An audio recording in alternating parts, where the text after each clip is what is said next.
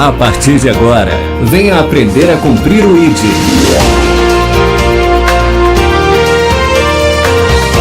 Está no ar, de segunda Jesus vive.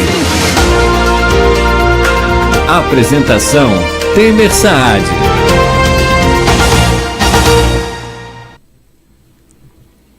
Fala, meus amigos, tudo certo ou não? Você já agradeceu hoje? Já agradeceu hoje, Magda? Já, muito. Tem que agradecer, né? Já agradeceu hoje, Helder? Sempre grato. Então tá bom. Pessoal, hoje eu estou recebendo aqui com muita alegria Dr. José Roberto Magda Filho. A gente chama mais de Magda mesmo. Eu digo que eu tenho várias formas de ser chamado. Zé, Magda, José Roberto, Betinho, Prim, que é um apelido carinhoso que minha esposa me dá. Então, se eu fosse escolher, Magda. Magda. O Magda é casado com a Marina Mello, pai de Martina e Melina, tem 42 anos de idade, a mesma idade que eu, 8 anos de casado, 1 ano de fé, Helder, 1 ano de fé. Nossa, tá um bebê. Tá, vai sofrer nessa cadeira aqui hoje, eu acho, hein? Hoje vai ter... Atua no Ministério da Poema, o Poema Care, depois você vai contar um pouquinho sobre isso. Mas, o Magda, eu queria primeiro agradecer por você estar aqui, eu sei que sua agenda é complicada, a gente tentou marcar algumas vezes, que bom que deu certo, né? Nosso objetivo aqui é, antes de mais nada, dar glória a Deus de tudo. Então eu queria saber um pouquinho como foi esse seu encontro com Jesus. Conta no detalhe. Obrigado aí pelo convite, Temer. Eu já participei de alguns podcasts, né, como médico, como professor, mas foi o primeiro podcast, vamos dizer assim, cristão que eu fui convidado. E é uma honra e um prazer estar aqui, né? Eu dei uma estudada, vi os episódios anteriores e vi quantas pessoas que sentaram aqui nesse lugar. Eu falei, nossa, Senhor, será que eu sou digno? Será que eu tenho tanto conhecimento? Mas aí eu falei, não precisa nem estudar. Jesus vai caminhar, o Espírito Santo vai me dar essa resposta. É verdade, sempre assim. Vai mostrar. Então, assim, eu estou no primeiro amor ainda, só estou um ano, né, de fé. Eu sempre falo que eu tinha uma outra religião, mas eu era praticante. Eu não era aquele cara que não ia na igreja, né? Porque é muito fácil você falar assim, eu sou de tal religião e não vou, e não frequento, e não sigo. Então eu ia na igreja, ia todo domingo na igreja, fazia parte, inclusive, de um grupo de casais, né? E eu me sentia raso lá. Eu sempre comparo, às vezes, a fé com medicação, né? Então, assim, nem sempre um remédio para asma vai ser bom para você, como não é para outra pessoa. Então, cada um talvez se enquadra melhor naquela medicação. E assim como é a fé, né? Assim como é a igreja. Então, eu estava me sentindo um pouco raso, eu queria mais, eu comecei a estudar, eu comecei a tentar entender um pouco mais a Bíblia, a ouvir palavra, ouvir pregadores, e eu fiquei mais, cada vez que eu me aprofundava, eu tinha que sair daquele lugar que eu estava, sabe? E aí foi num momento que eu conheci várias pessoas que falavam, Magda, vai lá conhecer, vamos conhecer uma outra igreja. Cara, o que você está me falando, vamos buscar mais. Você precisa buscar mais, você está muito raso realmente. E foi um domingo que depois que a gente foi com um casal, a gente saiu com um casal no carnaval, um casal bem improvável, que eu não gostava do cara, e o cara era chato pra caramba, sabe? E ele encontrou Jesus e o cara ficou legal. Aí eu brinquei, falei, cara, se Jesus... Eu acho que é a nossa história, não, Helder? É sempre assim, né? É sempre assim. Não, eu falei, cara, se o cara que era chato encontrou Jesus e ficou legal, um papo agradável, eu falei, nossa, comigo eu também acho que vai ser igual. E aí eu fui conhecer a igreja, né? Conheci a Poema, foi a primeira igreja evangélica que eu entrei, que eu sentei, e aquele toque do Espírito Santo, aquela coisa que eu estava procurando, que eu estava precisando, eu falei, Deus, me manda, se for aqui que eu quero Já ficar. no primeiro momento que você foi lá. A primeira música, olha, tô arrepiando, eu tô sentindo a mesma emoção que eu senti. A música, Deus, tudo é bom, aquela tipo assim, hoje antes eu falava energia, né? Aquela energia que eu senti, eu falei, meu Deus, é isso que eu quero, é isso que eu quero. E foi o culto inteiro, a palavra foi para mim. Quem estava pregando no primeiro dia era o Léo Barreto. Ele falou diretamente para mim. Quando você sai, fala, nossa, ele falou para mim. Ele falou que a pessoa tem que estar lá. Ele falou um pouco de propósito, coisa que eu não entendia que era propósito. Ele falou que a gente pode ser pastor independente do púlpito. Eu falei, aqui que eu quero ficar. E desde o momento que eu entrei, eu levei a minha esposa também, né? Convidei a minha esposa, que a gente estava em outra fé. E a minha esposa, ela tem, né? Ela gosta muito da outra fé. Enfim, ela tem... Eu respeito muito o tempo de cada pessoa, né, agora que eu estou. E minha esposa gostou também, a gente está caminhando. E depois que eu entrei, eu falo assim, né, que antes eu era um pouco cético, assim, né. igual você, a gente conversou um pouquinho aqui, você contou um pouco da sua história. Antes, se eu não vivisse isso, eu ia falar, cara, esse cara tá falando, né? Não gostava de conversar com crente, porque crente só falava as coisas, eu falava, esse cara tá inventando, esse cara tá querendo chamar eu para a igreja dele com outras intenções. Eu era aquele cara que criticava a crente, né? Então, hoje que eu me tornei crente, eu falo, meu Deus, né? Por que talvez Por que eu não não encontrei antes? É. Mas aí, quando a gente pensa, né, Temer, eu até falo um pouco disso, né? Eu encontrei com 41 anos. Mas eu dou graças a Deus por isso. Eu acho que foi no momento certo. Foi no Megda, momento deixa eu te falar algo que eu tenho aprendido, assim, né? Eu tive uma situação muito crítica com meu filho. Eu vou depois te dar o livro para você ler. E eu conheci Jesus na porta da UTI. E eu vi ele realizar o impossível na vida do meu filho. E como diz um pastor amigo meu, chamado Pastor Jetro, ele é lá de uma cidade no interior de São Paulo, lá vou lembrar. Ele me disse isso num mover do Espírito, lá na igreja da cidade de São José, no meio de 6.000 pessoas. Esse cara me achou no meio da multidão, eu estava fazendo uma oração específica e ele veio me dar a resposta. Foi uma coisa assim sobrenatural. E no meio do mover do Espírito, ele falou para mim assim, quando Jesus transplantou o coração do seu filho e depois tirou, meu filho é o único ex-transplantado de coração do mundo inteiro. Ele não fez porque ele precisava transplantar o coração do seu filho, ele precisava transplantar o seu. Então, Deus pegou uma história que seria de maldição, transformou em bênção, porque meu filho, graças a Deus, está bem, e a reboque transformou o meu coração. E quando eu comecei a buscar as coisas de Deus, eu sempre falava a mesma coisa que você acabou de falar. Por que eu não fui desperto para isso antes? E aí, à medida que a gente vai estudando e vai conversando com outras pessoas e vai tendo comunhão, momentos de mesa preciosos, que Deus permite a gente ter, a gente entende que Deus deixa para derramar o vinho novo quando o seu odre está novo. Porque se ele derramasse esse vinho no momento que o seu odre estava ali esgarçado, você não ia nem suportar receber tudo isso. Então, quando Deus faz, ele faz no momento correto. Sabe? Você não está nem atrasado e nem adiantado, você está no momento certo. E aí, a partir desse momento certo, todas as coisas são ressignificadas e você começa a ter um olhar de todas essas coisas na direção do que Deus tem como propósito para a sua vida. Porque a gente precisa lembrar, né, que Deus é um Deus coletivo. Então, Deus Pai que nos criou, Deus Filho que veio para nos salvar, nosso Redentor, e Deus Espírito Santo, que nos ajuda a conduzir nesse processo todo, né? E ele não te criou para você ser um médico, sim, entende? Ele te dá agora, a partir de agora, a oportunidade de você, como médico, em rodas que você senta. A minha esposa fala muito sobre isso e eu acho que ela tem muita razão, que lugares que a gente acessa individualmente, pessoas que você tem acesso eu não tenho, pessoas que eu tenho acesso você não tem. E Deus pega tudo isso, de acordo com esse propósito maior, né, que é salvar o maior número de pessoas possível.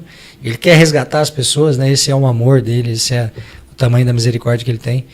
Então ele te atinge para que você, como se fosse uma caixa d'água, comece a ser cheio de Espírito, cheio de Espírito, cheio de Espírito, e daqui a pouco isso começa a derramar. O ladrão não dá conta de levar embora. E isso vai chegando em pessoas que convivem com você. Eu acho que é bem por aí. Só para dizer que você não está atrasado, você está no momento certo. Isso é o que me incomodava, né? Porque eu tinha tudo na vida, né? Tipo, tenho uma família maravilhosa, graças a Deus, minha esposa, minhas filhas, tenho um emprego que me dá tudo o que eu quero, né? E eu sentia algo que estava faltando. E às vezes eu fazia a medicina, né, hoje olhando, né, muitas vezes com um propósito que não é para fazer a medicina, né? Assim como você falou. Então tem muitos pacientes que vão lá que o problema deles, eu sou pneumologista, não é no pulmão. É um problema, talvez, espiritual, na fé. Ele quer ouvir uma palavra, né? Então, a partir do momento que eu estou mais conectado, igual você falou, então transborda por mim. Então, às vezes, o paciente só vai lá e fala, nossa, doutor, olha, primeira vez que um médico fala isso, né? Então, a sensibilidade do médico, eu acho que às vezes a gente é muito, assim, racional, né? E então, falar de cura para paciente, falar de fé, falar, olha, o remédio vai te ajudar, mas se você orar, se você confiar, se você confiar em Deus, em Jesus, pedir, você vai curar mais fácil, né? Então vamos buscar isso. Que antes eu era cético, eu achava que o paciente tinha um tumor no pulmão, eu falava, doutor, eu vou orar para melhorar. Eu pensava, né? Cara, se você não usar o remédio meu amigo, não adianta você orar. E aí ele voltava, doutor, eu falei, tô curado, não tô? Eu orei por isso. Aí eu falava, não, você curou, porque eu usei um remédio. Foi por isso que, entendeu? Então, assim, hoje eu tenho essa sensibilidade e eu digo que meu atendimento ficou muito mais humanizado, um atendimento muito mais voltado para o paciente do que era antes. Maravilha. Então, não muda só a vida conjugal, a vida familiar, essa vida espiritual, mas muda também, para mim, como médico, eu acho que o médico que tem Deus no coração, que tem fé, ele dá um atendimento diferenciado para o paciente. Sem dúvida, sem dúvida. Você começa a acreditar em algo que a medicina propriamente dita, ela não acredita. Exatamente. Né? Porque o médico, existe até essa brincadeira no meio, né? Que o médico, ele não se acha Deus, né? Ele tem a certeza que ele é, né? Tem muitos médicos que são assim. A verdade é que o espírito vai se movendo de uma forma nessas situações que faz com que o médico ele tenha que reconhecer que foi um milagre. Né? Aconteceu no caso do meu filho. A gente, logo depois que ele teve alta, a gente foi chamado para muitos programas de televisão. E eu falava assim, eu não vou ir para me expor. Você quer que eu vá, leva o médico junto. Porque aí a gente falava sobre o encaminhamento médico, sobre a questão de transplante, essa importância e tudo mais. E aí em um desses programas, que eu acho que foi o que teve maior audiência, que foi do Celso Zucatelli, no final lá ele faz essa pergunta. Ele falou, doutor, me desculpa, eu sei que médico não gosta muito disso, mas no caso do Riad, essa questão assim do coração transplantado falhar e o dele assumir, que foi de forma concomitante, podemos dizer que é um milagre? Aí o médico foi. Aí o médico teve que verbalizar, né, que realmente foi. Cara, legal. E aí você teve esse encontro, mas por que você estava nessa busca mais aprofundada? O que foi o gatilho? Porque você estava vivendo sua vida normal, pelo que você está falando aí, sem nenhum problema, tendo tudo o que gostaria do ponto de vista material, médico, socialmente bem estabelecido, bem casado, uma família importante aqui na cidade, né, a gente sabe. E o que foi esse gatilho dessa busca mais aprofundada? Então, eu acho que uma das principais razões é essa falta. Estava vazio, a vida estava vazia. Apesar de ter tudo isso, parecia que faltava algo. E eu imaginava que esse algo era religioso, de fé. Por quê? Porque eu encontrava outras pessoas, eu comecei a andar com pessoas que falavam de Jesus, que caminhavam com Jesus, mesmo não estando convertido naquele momento, e eu sentia algo diferente. Às vezes a gente vai fazer churrasco com os amigos, que era o churrasco da vida.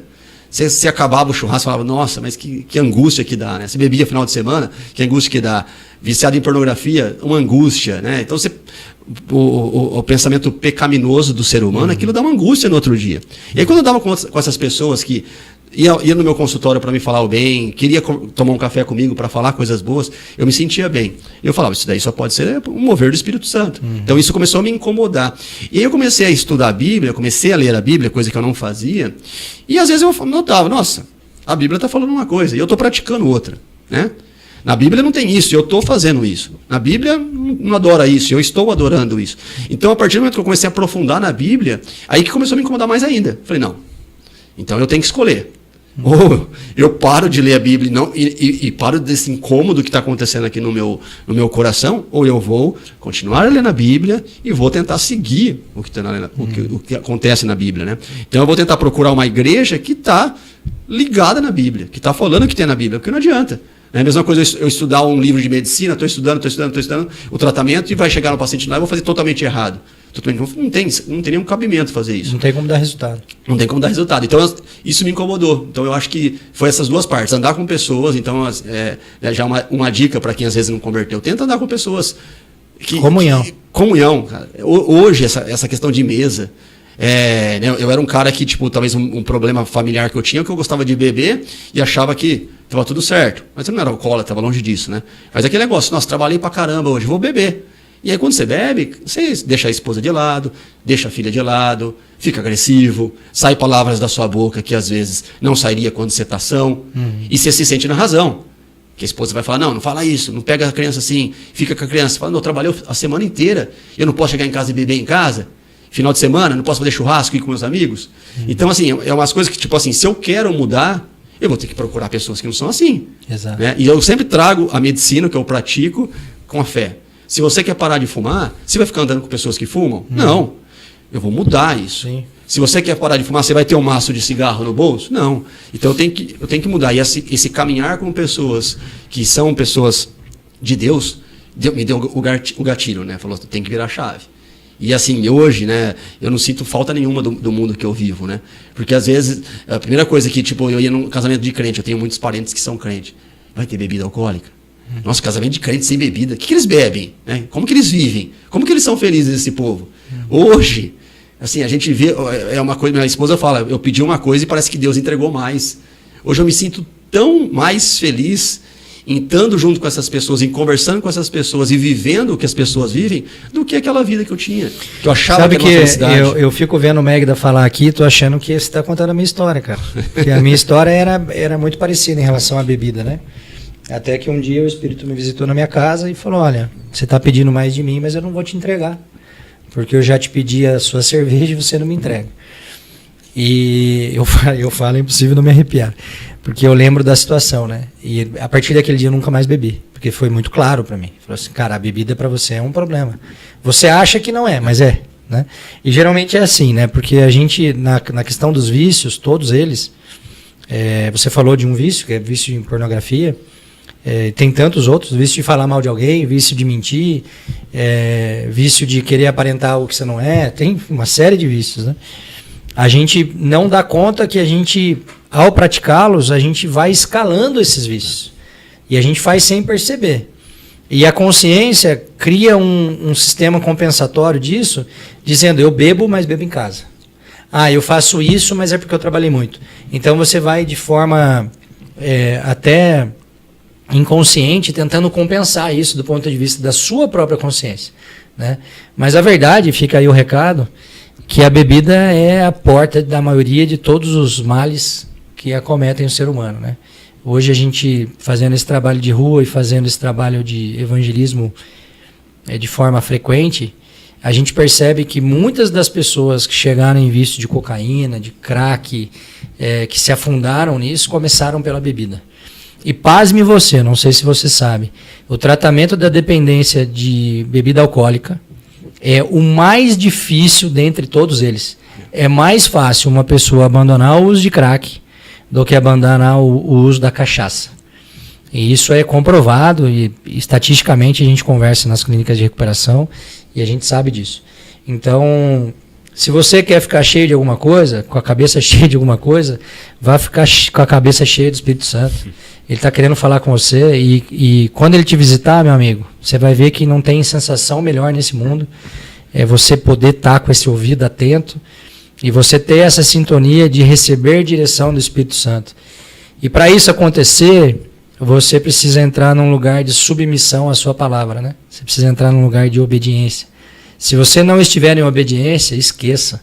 O Espírito não vai falar com você. Né? E aí as pessoas pegam, às vezes, uma fala dessa minha aqui e falam assim, não, mas a salvação, Jesus perdoou. Não estou falando de salvação. Eu estou falando de sintonia com o Espírito Santo. É muito diferente. Você pode estar salvo e não escutar a voz do Espírito. É comum até. Né? Então, esse é o ponto que eu queria colocar. E eu queria te perguntar, você veio dessa tradição católica e você era bem atuante, assim, participava de reuniões e tudo mais. Como que foi esse processo? O que você viu de diferença maior entre a religião católica e a religião evangélica? Eu acho que a religião evangélica, né, além de todos os evangélicos, assim, né, a maioria dos evangélicos, eles são mais profundos na fé. Então eu vejo essa grande diferença, né? Porque hoje, às vezes, tem muita gente que não tem religião e fala que eu sou católico, né? Meu pai é católico, meu pai é um exemplo de católico, minha mãe também, minha sogra, né? Então tem pessoas que realmente são católicos, que vivem o catolicismo, mas tem muitos que não. Agora, no meio evangélico é diferente. Você caminha com pessoas que as pessoas, eu que estou novo, eu falo, nossa, mas será que um dia eu vou chegar assim? Será que um dia eu vou chegar com esse conhecimento? Será que um dia eu vou ser tão sensível à voz do Espírito Santo, né? Que é tudo novo para mim. Então eu acho que assim, essa profundidade que os evangélicos têm. E uma outra coisa que eu gosto muito é essa questão de ajudar o próximo, né? Então, essa família espiritual. E realmente é uma família espiritual que você vive isso. Né? O que pratica na igreja, quando você sai da igreja, em grupo, a gente faz parte do GC, que é um grupo de crescimento, que muita gente chama de célula, né? Então, a gente vive isso. Então, você está vendo pessoas lá que na igreja tem essa conduta e fora da igreja também tem essa conduta. Porque não adianta nada você caminhar com pessoas que na igreja chora, sente arrepio, desce o Espírito Santo e fora da igreja não vive o que está falando na igreja. Né? Tem vícios, né? Maltrata os filhos, não vive com a família. E nessa família espiritual que a igreja evangélica me trouxe, isso fez muita diferença. E aí você cria, né? Você cria essa amizade entre os amigos, são aquelas pessoas que você quer ter próximo.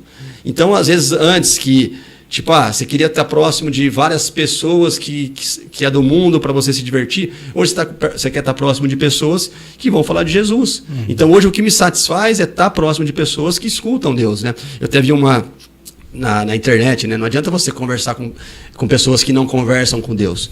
Porque se você está buscando isso, né? Hoje, um exemplo, hoje a gente vai fazer um churrasco lá do nosso grupo de crescimento, do nosso GC. Então, assim, eu estou muito ansioso, por quê? Porque eu sei que vai sentar, vai ter uma mesa, eu vou ouvir uma palavra de Deus, eu vou ter oração. E antes disso, eu falava, é impossível. É impossível alguém ser feliz nesse ambiente, né? Ser feliz nesse ambiente, porque eu praticava uma coisa na igreja e não praticava outra coisa fora da igreja, né? Então, eu acho que essa questão de ser mais próximo, viver o que a igreja fala fora da igreja, eu acho que isso foi um grande diferencial no meu mundo. Eu costumo dizer o seguinte, a igreja, a religião, né, da igreja católica, ela pega um conjunto de regras que você precisa cumprir para se sentir filho. Enquanto o evangelho de Cristo, ele te chama do jeito que você está, fala, vem do jeito que você está, não se preocupa, vem. Só que a partir do momento que você está ouvindo a palavra, Bíblia, né, e você tem a sorte de estar numa igreja, conheço o pessoal lá, prega a Bíblia de fato. Inclusive o Laden já veio aqui, o Levi já veio aqui, e você escutando a palavra, sendo ensinado na palavra, né, e se sujeitando a ela, você não tem como ficar da mesma forma como você chegou. É impossível, né, porque você recebe doses diárias de alimento de Deus através da sua palavra, né?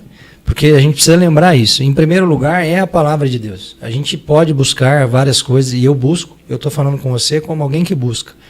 Os meus programas de finais de semana hoje são ir em conferências, ir em seminários, estar em mesas, como você colocou, com pessoas que já são mais velhas na fé do que eu, pessoas que possam somar naquilo que eu sei que Deus tem como propósito na minha vida. Então, a minha direção é de alinhamento com o propósito de Deus, né? Que foi o que você estava falando sobre propósito. E eu te falei, eu vou me antecipar aqui, vou mudar a ordem, porque está no momento da gente falar sobre isso. Eu te falei que eu tinha uma palavra de Deus para você. Qual foi o gatilho disso? Eu vi um vídeo seu no Instagram, muito emocionado, num dia que você saiu de uma reunião de oração na Poema, e que você teve uma direção clara de Deus em relação a um trabalho em São Paulo, né? E aquilo ali falou fortemente no meu coração, né? E eu queria te lembrar, não sei nem se você sabe, mas é importante eu colocar para você. Eu estou numa sequência de exposições da palavra na praça sobre os apóstolos, né? E é engraçado que você pega apóstolos. Óbvio, eu já conheci a história de todos eles, mas para eu pregar sobre, eu tenho que pesquisar um pouco mais. E aí, aprofundando essa pesquisa, a gente nota que tem muitos apóstolos que todos eles, sem dúvida, são improváveis, todos os 12, grandes improváveis. Porém, você tem alguns que Deus chamou e promoveu, então Deus chama e levanta, então esses caras têm grande influência na história da igreja. E tem outros que Deus chama, mas mantém quietinho ali. Você vai até pesquisar um pouco mais sobre eles e você tem dificuldade, porque nem a própria Bíblia fala muito deles, né? Mas o foco que eu queria dar da palavra que eu queria trazer para você, e aí especificamente para o Megda, que é em relação a esses improváveis, né? Porque o Megda, do ponto de vista social, profissional, ele é um grande improvável, concorda? Sim. Se as pessoas que te olham, e até a minha próxima pergunta para você, da sua própria classe, podem criar um aspecto de rejeição a você em função da sua fé. Né? E isso, cara, é muito comum. Eu sou empresário, tenho uma empresa na área de transporte, graças a Deus é uma empresa de um bom porte. A gente vai fazer 5 anos agora. E eu recebo muita crítica de pares. É porque os caras falam assim, cara, o que o Temer está querendo com isso, né? A vida dele ali rodando. Aí agora o cara está abrindo mão de tempo para fazer gestão da empresa dele, para fazer as coisas para Deus, mas, cara, o cara nem é pastor. Começa um monte de situação, né? E aí eu queria lembrar alguns casos que a Bíblia nos traz, como por exemplo de Moisés. Porque Moisés ele foi escolhido por Deus para libertar os israelitas da escravidão, a gente conhece a história. E ele se considerava incapaz e pouco articulado, né? E, no entanto, Deus o usou de forma poderosa, a gente sabe a história. Depois veio Davi, que era o menor dos seus irmãos. E quando ele foi escolhido do ponto de vista do guerreiro, ele não tinha a mínima chance, né? Ele era talvez a última opção. E Deus o escolheu para ser rei de Israel. E Zaqueu, né, conhecido também como Mateus, que era um cobrador de impostos desprezado, mas Jesus escolheu visitar a sua casa. Se a gente for mais longe, a gente entender como foi o processo com Pedro, que era um simples pescador, né? E Jesus o levantou de tal forma que ele se tornou um dos principais líderes da igreja primitiva. E no seu meio, Megda, falando assim do ponto de vista das mesas que você tem acesso, quando você escolheu esse caminho por Cristo, e o Espírito manifestou em você o seu desejo de se aprofundar, porque a Bíblia diz isso. Né? A Bíblia diz que o homem não é sequer capaz de manifestar o desejo de buscar a Deus. É o próprio Espírito que faz. Então, quando você começou a querer buscar mais de Deus, era o próprio Espírito te incomodando. Então, eu queria deixar uma palavra no seu coração, no sentido de você praticar o que você acabou de questionar, né? Que na religião, muitas vezes, a pessoa é uma pessoa dentro da igreja e fora é outra. Mas que o cristão, que foi o que você encontrou na fé evangélica, ele é da mesma forma que ele é na igreja, ele é no seu meio social. E isso vai te trazer muitas perdas. Né? Isso vai ser inevitável. Porém, o que você vai ganhar não é a recompensa terrena, somente. É a recompensa eterna. Né? E quando a palavra diz em Romanos 8:28, né, tudo coopera para o bem daqueles que amam a Deus e seguem segundo o seu propósito, o tudo coopera, as pessoas têm a mania de trazer para as coisas desse mundo aqui. Mas tudo coopera no caminho do propósito. Então, muitas vezes, nós teremos perdas, sim, terrenas, só que o que a gente vai ganhar em relação ao reino é algo imensurável.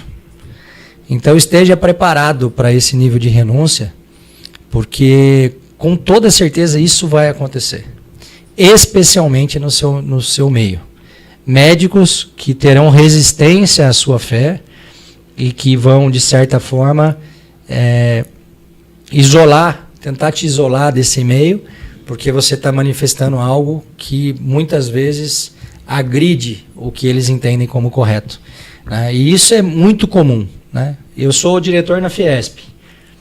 Eu falo de Deus lá dentro da Fiesp da mesma forma que eu falo na praça, com os mendigos. E alguém em algum momento me alertou. Falou, Temer, olha, isso pode ser um problema para você, porque esses mandatos são anuais. E agora, em janeiro, né, venceu o mandato do ano passado. E eu já estava certo e convicto de que eu não seria reconduzido por conta dessa minha postura lá dentro. Porque eu falo abertamente. Sim. Inclusive no mundo dos negócios, né, se Deus não colocar a mão, a coisa não acontece. A gente sabe de muitas empresas aí que estão tudo bem, daqui a pouco começa a dar tudo mal, e a única coisa que resta é você se voltar e orar e pedir para Deus abrir o mar. Né? E muitas vezes, acredite, em 5 anos de empresa eu precisei fazer isso. Me colocar de joelhos e falar, Senhor, eu cheguei no meu limite, eu não sei mais o que fazer, as minhas estratégias cessaram, e eu te peço que o Senhor abra o mar, porque senão a gente não vai conseguir. E assim Deus tem feito. E aí meu mandato foi renovado. Glória. E aí eu lembrei da palavra da minha esposa em relação às mesas. Porque muitas vezes a gente acessa mesas que a gente acha que o mérito é nosso. Mas é Deus desde antes. Perfeito. Quando ele te criou lá, ele já te chamava pelo seu nome antes de você estar no ventre da sua mãe. Ele já tinha projetado aquilo para você, porque ele sabia que ele ia te alcançar. E você, como alguém que já tem uma voz, né? Nesse meio social, na internet, que você poderia ser porta-voz do Evangelho. Então recebe isso, saiba que você vai ter lutas, você vai ter que fazer renúncias, mas que no final vai valer a pena. Amém, Helder? Recebo, amém, Amém. glória. E até interessante que você falou de algumas pessoas que vão se afastar, né? Você dando essa palavra profética aí, me veio muito à cabeça uma situação especial, né? Como eu tenho bastante... falo bastante também no Instagram, né? Então acaba que eu não me chamo de blogueiro, estou longe disso, mas tem empresas e indústrias farmacêuticas que vêm para eu ajudar a divulgar o remédio, porque eu dou treinamento, inclusive. Inclusive amanhã, na quarta-feira, eu vou numa convenção de uma empresa multinacional, vou dar treinamento lá. E aí teve uma pessoa... Você tem até um livro escrito sobre isso, né? De pneumologia. De pneumologia eu tenho livros da Medicel, que é um cursinho de médico também. Mas essa parte de treinamento para gestão, para empresa, indústria farmacêutica, eu não tenho livro. Então, essa situação especificamente, uma pessoa que trabalha com a indústria farmacêutica, que já me contratou para fazer um trabalho, falou: Meg, é o seguinte, cara, você está falando muito de religião no teu Instagram. Cara, se você continuar falando isso, as empresas não vão te contratar. Porque você não pode ficar falando de religião no teu... Eu falei, cara, paciência, meu amigo. Fala, eu sou filho de Deus. Eu vou continuar falando. Eu vou ganhar. Eu falei bem isso para ele. Eu falei assim, ó, algumas pessoas e empresas vão se afastar, outras vão se aproximar. Mas eu vou continuar no meu propósito. Não, mas cara, fala menos. É uma dica de amigo. Eu falei, aí eu pensei, né? Amigão da onça.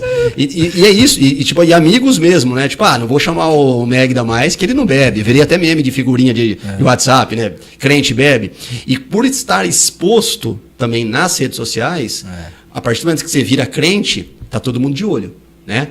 Olha lá, ele tá bebendo, ó, falou que não bebe, mas tá bebendo. Então, final de semana até fiz um vídeo porque eu tava com a minha esposa, eu e minha esposa curtindo um hotel legal, eu com uma taça de vinho na mão, e minha esposa postou e a pessoa mandou: mas crente pode beber na tua igreja? Nossa, porque na minha não pode. Aí eu fiz até um vídeo falando sobre isso. Então, assim, você fica muito mais exposto. Sim. Então eu falo, não basta parecer crente, você tem que ser crente. Porque a cobrança vem muito mais. O pessoal, ele não só na rede social, mas familiar, torcendo para você cair. Sim. Torcendo, e familiar próximo da minha esposa, torcendo para eu cair, para eu beber, para eu brigar com ela, para falar assim, olha lá, ó, falei para vocês, isso daí é só no começo, viu? Ele não vai mudar. Ele não vai mudar. E as pessoas que estão esperando a queda, vai esperar sentado, porque vai cansar que essa queda não vai ter. Amém. Em nome amém. de Jesus. A força não é nossa, né, Mega? É isso aí. A força não é nossa. Eu, quando tomei a decisão em outubro de 23 de parar de beber, a primeira reação da minha esposa, a gente estava indo para um churrasco, e aí eu parei no supermercado, eu falei, eu vou comprar algo para beber. O que você vai querer beber? Ela falou, vou tomar cerveja com você. Eu falei, eu vou pegar cerveja sem álcool. E aí ela esboçou uma comemoração, eu falei, para, porque é algo meu com Deus. Então eu não quero que fale nada. E aí a primeira reação das pessoas ao entorno foi tirar sarro. Os mais próximos principalmente, né? Como, cara? Porque eu num churrasco de final de semana eu tomava 2 caixas de cerveja tranquilo, sem mudar de cor. E como? Se você vai parar de beber, assim? E ficou durante algum tempo esse aspecto de gozação. Até que chegou num ponto que aquilo começou a me incomodar, porque eu já estava, 4, 5 meses nessa pegada. E eu falei, cara, eu não queria que você tirasse sarro, porque assim, é algo sério, é algo de mim com o Espírito Santo, ou dele comigo, né? Que é o mais correto. Foi ele que me deu essa direção.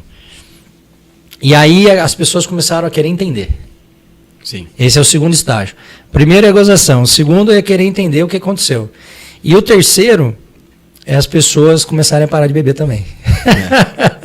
Então, os amigos mais próximos começaram a entender não só o porquê eu tinha obedecido, mas os frutos da obediência. Exato. Porque você falou algo aí na sua fala que é muito interessante, né, cara? Essa questão de igreja, as pessoas ficam muito atrás dos dons do Espírito, que é legítimo, né? Graças a Deus, Deus tem derramado alguns em mim. Mas muito mais importante que os dons são os frutos. Né? Então, se a pessoa manifesta dons, mas não tem frutos, não serve, porque aí vai funcionar só no ambiente de igreja. Eu sou uma pessoa lá na conferência, ao lado dos homens de Deus, pessoas relevantes no cenário evangélico. Mas dentro de casa eu sou outra pessoa, não adianta. Né? O que a gente precisa entender é que a mudança que o Espírito Santo proporciona em nós, e apesar de nós, é de dentro para fora. Ele faz morada, ele pega aquele coraçãozinho seu de pedra, ele faz morada, transforma em carne, e a partir daí você tem uma transição de criatura para filho. Né? Esse é o aspecto do Evangelho. Por isso que a religião não sobrevive. Se você quiser, só na força do seu braço, por um padrão moral, parar de beber, esquece. Exato. Não é assim que funciona. A questão é que quando o Espírito faz morada, você nem vontade tem mais. Eu nunca tive vontade, cara. Sabe? Desde que eu tomei a decisão de falar assim, nossa, eu queria estar bebendo. Não, esquece. Esquece. Não, e isso que você falou é muito real. Porque assim, se alguém perguntasse para mim antes, qual que é a sua alegria? Qual que era a sua alegria? Minha alegria era consultório sexta-feira, chegar em casa, tomar uma cerveja, tomar um Negroni, ir para Ubatuba, fazer churrasco, escutar pagode e ferver. Essa era a minha alegria. Por isso que eu falava, minha esposa me pedia muita coisa. Falava, cara, você pode pedir o que você for, mas parar de beber, eu nunca vou parar de beber. Eu não, porque o fulano de tal parou de beber. Eu falei, você vai comparar eu com esse cara? Mas que vida triste que esse cara tem. Não, eu falava, eu até brincava, né? Não fuma, não bebe, não faz outras coisas, por que esse cara vai beber? E aí, é o que você falou, você não sente vontade, né? Parece que o espírito muda, e não é só, e a gente tá falando de bebida muito aqui, não é só de bebida, né? Então assim, você acaba deixando a bebida de lado, você quer curtir com as suas filhas, você quer ficar mais próximo da sua esposa, você se torna um cara mais agradável, sim, né? Para todo mundo. Você está disponível, né? Mas igual você falou, afasta pessoas, né? Tem muita pessoa que não vou chamar ele não. Ou não vou no churrasco na casa dele porque agora ele é crente, não pode fazer isso, não pode fazer aquilo. Só escuta louvor. Olha que povo chato, só fica escutando louvor em casa e que é a melhor coisa que isso, né? Eles vão entender, um dia eles vão entender. E eu sou adepto da cerveja sem álcool. Eu nunca tinha colocado uma cerveja sem álcool na minha boca. Nunca tinha colocado. Sábado, eu me peguei fazendo churrasco, cerveja sem álcool, escutando morada no som mais alto. Aliás, Brunão, queremos você aqui, hein, Brunão? Queremos trazer o Brunão aqui. Eu queria ler só uma passagem aqui do profeta Isaías, que ele diz assim, Isaías capítulo 53, de 4 a 5. Certamente ele tomou sobre si as nossas enfermidades e as nossas dores levou sobre si. E nós o considerávamos como aflito, ferido de Deus e oprimido. Mas ele foi traspassado por causa das nossas transgressões e esmagado por causa das nossas iniquidades. O castigo que nos traz a paz estava sobre ele, e pelas suas feridas fomos sarados. Essa palavra é uma palavra para nos dar a tranquilidade e ao mesmo tempo um senso de responsabilidade, porque muito se fala sobre a graça de Jesus, mas a graça custou sangue, e um sangue de inocente. E esse posicionamento de alguém que creu em Jesus e se permite ser morado do Espírito, que é o que está acontecendo com o Megda, é algo de um senso de responsabilidade em relação a isso. Nós, como cristãos, alguém que se diz cristão, precisamos nos posicionar em nossas vidas, em todas as áreas, como cristãos. Não existe meio cristão. Lá no capítulo 3 de Apocalipse, já diz que Deus, ele fala assim, você não é frio nem morno, você não é frio nem quente, e por isso vou te vomitar da minha boca, porque ele não suporta o morno. Deus tem um aspecto que ele prefere que você se mantenha frio do que você diga que você é quente, mas na verdade você é morno. E a gente tomar consciência disso muda tudo, muda tudo. E a história do Megda é muito parecida com a minha no sentido de que quando eu me posicionei dessa forma, melhorou tudo. Melhorou o aspecto de trabalho, de tempo, de convívio em família, com os filhos. Então, não permita que nenhum vício, seja ele qual for, tome de você aquilo que Deus quer te entregar. Porque Ele só vai te entregar se você se submeter à sua palavra. E se submeter à sua palavra não é de forma seletiva. Isso eu concordo em fazer, isso eu não concordo em fazer. O Evangelho, ele não é algo para que você tenha um conhecimento de Deus. Você precisa experimentar Deus. né? Esse é um ponto importantíssimo. Conhecer a palavra não significa nada se você não viver ela. Helder, perguntas, comentários? Temos muitas pessoas online aqui agradecendo a audiência que está registrando, primeiramente, a presença das primeiras damas, Verusca e a Marina, que está aqui com a gente, tá? Também aí, Dr. Vansley, eu acredito que é um colega aí, né? Que mandou uma mensagem aqui, registrando. Carla Mello, nossa audiência internacional, sempre presente. Diretamente do Canadá. Também a doutora Lorraine Targa, tá? Sim. Outra colega, Hilda, muita gente aqui mandando mensagem. 2 perguntas, doutor. O Rafael perguntou para você se tem algum texto que seja vivo da sua conversão. Sim. E outra pergunta, essa é minha. Se vou até pegar aqui o texto, porque foi muito interessante, que é um texto que eu gosto muito, e ontem a pastora Érica, lá na Poema, falou sobre esse texto. Desculpa. E também uma pergunta aqui é se agora, né, já cristão e conhecedor da palavra, se durante a sua caminhada na medicina você vivenciou um milagre que hoje faz todo sentido dentro da fé. Mais uma pessoa perguntou? Obrigado. Ah, nossa, essa pergunta aí você deixou a bola quicando para mim, que eu ia ter uma oportunidade de falar. Então, assim, eu gosto muito de Mateus 7:7, que eu acho que faz muito, que vem muito do que eu estou vivendo nesse primeiro amor, né? Nesse primeiro ano aí de conversão, né? Que é em relação a uma oração eficaz, né? Peçam e receberão, procurem e encontrarão, batam e as portas lhes serão abertas.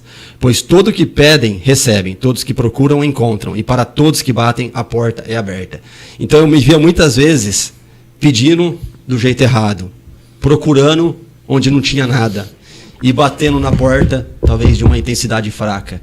Então hoje, quando eu peço, né, quando eu quero uma palavra, eu quero uma mensagem, eu estou tendo essa sensibilidade de receber. Coisa que eu achava que nunca ia acontecer, né? Então, aproveitando esse texto aqui, eu sou batizado, né? Graças a Deus. Então, eu tinha muita dúvida. Será que eu já posso me batizar? Mesma dúvida. Será que eu posso ir num podcast evangélico? Quem sou eu, né? Tem tantas pessoas. Então, eu tinha muita dúvida. Será que eu já posso? Eu tinha 10 meses de fé. E aí, toda terça-feira eu trabalho em São Paulo, peguei meu carro, falei, vou para São Paulo, eu falei, nossa, eu vou estudar sobre batismo, eu quero entender sobre batismo, para ver se eu estou pronto. Perguntava para outras pessoas, você reconhece Jesus como Salvador? Reconheço, então você está pronto. Mas eu me incomodava, né? Porque eu vi que tinha pessoas na igreja com 3 anos e não tinha sido batizado, porque eu, entre aspas, quero já sentar na portinha, na janelinha. E aí foi muito interessante que eu indo para São Paulo, coloquei uma palavra do Subirá, falando sobre batismo, e eu falei, nossa, Jesus, me tira essa dúvida, né? Na hora que eu acabei de falar assim, um caminhão assim com Jesus, né? Um rosto maravilhoso de Jesus assim, e no outro, e assim, coisa de menos de 10 segundos. E um outro carro passa assim, e está escrito salvação. Aí eu falei, nossa, é isso que eu estou precisando, né? De Jesus para me salvar. O apóstolo Judá Bertelli que fala, né? E tudo fala. Tudo fala. Que a gente precisa estar atento, porque tudo fala. Tudo fala. E em relação à pergunta do milagre, né? O milagre na medicina. Antes de me converter, teve uma situação muito interessante, que eu estava atendendo um senhor, e aquele senhor que tinha passado em monte de médico, ficou no pronto-socorro, e tinha a história de pneumonias de repetição. E a imagem, no exame de imagem dele, é muito parecido de pneumonia mesmo. Então eu já estava convencido que, infelizmente, ele teve 3, 4 pneumonias. E aí eu senti uma voz, foi a primeira vez, eu acho, que eu senti uma voz trabalhando como médico, que veio no meu ouvido assim, e eu já tinha falado com a família, realmente é pneumonia, e na hora que eu estava fazendo o receituário, a voz falou assim, é embolia isso, pense em embolia. Chega até a arrepiar e emocionar. Aí eu falei, caramba, parei, aí eu falei assim, desculpa, eu acho que pode ser embolia, eu vou pedir um exame para você. O cara fez o exame, era embolia. E aí eu até postei um vídeo na minha rede social há um tempo falando sobre essa passagem, né? Aí quando eu me converti, muitos pacientes falaram, doutor, eu sabia que você era um homem de Deus, eu orava para você todos os dias para acontecer o que aconteceu com o senhor, para o senhor realmente encontrar Jesus. Aleluia. E aí usava esse momento. Você lembra quando você falou do Espírito Santo lá, que falou na sua orelha, era o Espírito Santo chamando você já. Só você que não percebia, Então essa passagem ficou muito marcada na minha vida e vai ficar pro resto da vida, assim, que foi uma coisa que me chamou muita atenção. Jesus, ele é conhecido, né, popularmente como o médico dos médicos. Só que a especialidade dele, muitas vezes, não é curar nada físico. A especialidade de Jesus é receber quem chega a ele com muita fé e humildade para liberar essas pessoas do cativeiro das suas próprias vontades. Então, registra isso, porque isso é muito importante, e quando eu entendi isso, mudou completamente a minha vida. Liberdade não é você fazer aquilo que você tem vontade. Liberdade é você poder dizer não para aquilo que você tem vontade. E por qual motivo? Por algo muito maior. Eu vejo o Megda falar aqui, eu me emocionei junto com ele, porque você vê a verdade do que ele está vivendo no olhar que ele tem. E Jesus dá a oportunidade para todos aqueles que têm um encontro genuíno com ele, por ele não resistir a um coração contrito, a Bíblia traz isso, né? Jesus não resiste a um coração quebrantado. E aí ele começa a transformar aquele odre velho em odre novo, começa a derramar vinho novo, e a partir daí a glória dele é manifestada através de improváveis, como o Dr. Megda. Eu queria deixar mais um versículo, está lá em Lucas capítulo 4, versículo 18 e 19, que diz assim: o Espírito do Senhor está sobre mim, porque ele me ungiu para evangelizar os pobres, enviou-me para proclamar libertação aos cativos e restauração da vista dos cegos, para pôr em liberdade os oprimidos e proclamar o ano aceitável do Senhor. Megda, eu quero encerrar te agradecendo mais uma vez pela sua presença. Obrigado, eu que agradeço. Que Jesus cada vez mais faça morada no seu coração, que preencha cada vez mais o espaço do seu tempo, que você faça da medicina e do seu consultório um lugar de acolhimento e palavras de sabedoria.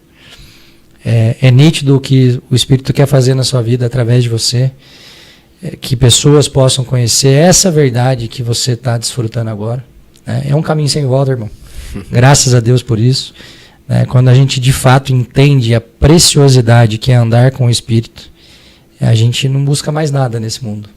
A gente começa a entender que existe algo muito maior, esse plano macro do Senhor, e é um privilégio poder fazer parte dele. Você já está fazendo, porque com toda a sua posição social e alcance, e essas mesas todas que você senta, quando você não se envergonha do Evangelho, você está mostrando para essas pessoas que realmente você se converteu. Porque você, de fato, eu já falei e vou repetir, vai receber vários convites para abandonar a sua fé, e que você não permita. Eu queria te dar 2 presentes. Esse aqui é um livro do apóstolo Luiz Hermínio, uma pessoa que Deus levantou para andar junto comigo, e é uma loucura a história, um dia eu te conto. E ele me mandou uma caixa desse livro aqui para eu presentear pessoas desse trabalho todo que a gente está fazendo. Eu queria deixar um com você e tem tudo a ver com o seu momento, porque o título é Jesus, meu primeiro amor. Eu comecei a ler, é um livro que você começa a ler e não tem vontade de terminar. E o outro é um livro que eu escrevi sobre essa história do meu filho, que é, na verdade, um relato de fé, de como Deus me alcançou, e tudo que ele passou, e você que é médico vai ler, e vai ter a total noção de que é um milagre, ele está vivo e está bem, e glória a Deus por isso. Eu queria pedir para você deixar uma mensagem final para o pessoal que está nos assistindo, convocar vocês para a nossa reunião na praça, hoje às 18h30, toda segunda-feira nós estamos na Praça Barbosa de Oliveira, aqui em Taubaté, fazendo um momento de louvor, palavra e oração, para essas pessoas que estão nas ruas, embora muitas, Helder, já não estão nas ruas, e continuam indo, e glória a Deus por isso. Então, hoje, às 18h30, a nossa reunião. Megda. Muito obrigado, foi um prazer estar aqui com vocês, obrigado pelos presentes. É muito bom falar de Jesus, eu sei o alcance que vocês têm, e eu me sinto uma pessoa muito privilegiada, em poder estar com pessoas assim eu sempre busco pessoas melhor do que eu, né? Então, tipo, eu buscava isso na medicina, buscava isso na família, e hoje estou buscando pessoas melhores no mundo de Deus, e encontrar você foi um presente também. Amém. Tá? Amém. Então você me deu 3 presentes, conhecer você e esses 2 livros aqui. Amém. A recíproca é verdadeira. E para vocês, pessoal, eu acho que a mensagem final é: se você ainda busca alguma coisa, né? Se você tem um ente que você gosta, um parente, não desista. Assim como eu falei em Mateus 7,7, né? Continuem orando, continuem pedindo, continuem batendo na porta. Se você tem uma doença, uma patologia, um vício, continue fazendo isso. Procure Jesus, procure Deus, procure uma igreja que fale o que está na Bíblia próxima de você, porque eu tenho certeza que esse é o melhor caminho. E escolham pessoas para andar, escolham ídolos que seguem isso. Então, um ídolo não é aquele cara que joga bem futebol, que tem dinheiro, que tem um carro bom. Ídolo é uma pessoa que conhece Jesus, que conhece Deus. Essas pessoas que você tem que estar próximo, que assim como mudou a minha vida, eu tenho certeza que vai mudar a sua também. Amém, aleluia. Pessoal, obrigado. Até a próxima segunda-feira, sempre às 12 horas, das 12 às 13. Semana que vem nós vamos receber aqui o pastor Dirceu, que é lá da Comunidade Evangelho Simples de Tremembé. Até a próxima.